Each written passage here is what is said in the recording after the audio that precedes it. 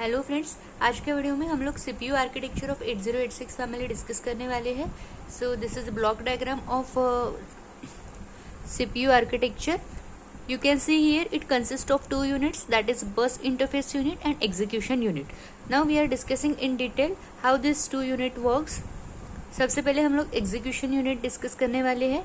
The execution unit tells bus interface unit where to fetch the data from, decode instruction and execute instruction. So ये है हमारा execution unit. इसका क्या काम है? ये बस इंटरफेस यूनिट को बताता है कि डेटा कहाँ से फेच करना है, इंस्ट्रक्शंस को डिकोड करता है और इंस्ट्रक्शंस को एग्जीक्यूट करता है. You can see here this is execution unit. After that execution unit contain control circuitry which directs internal operation. So internal operation के लिए जो कंट्रोल सर्किटरी लगती है that is there in the execution unit. You can see here this control system is a part of this execution unit. Then next is a decoder in execution unit translates instructions fetched from memory into series of actions which the execution unit carries out. So execution unit का काम क्या है कि arithmetic and logical operations carried out करना.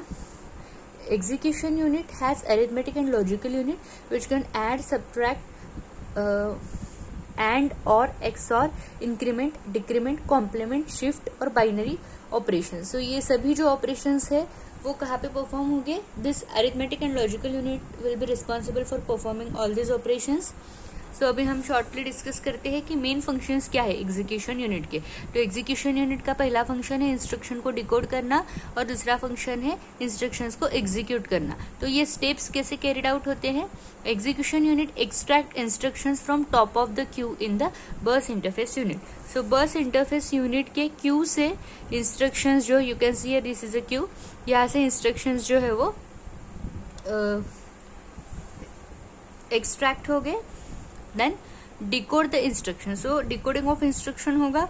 उसके बाद में generate operands if necessary. So operands generate हो गए अगर जरूरत है तो. passes operands to bus interface unit and requests it to perform read or write bus cycle. So read or write bus cycle ये जो operations है वो bus interface unit carried out करेगा.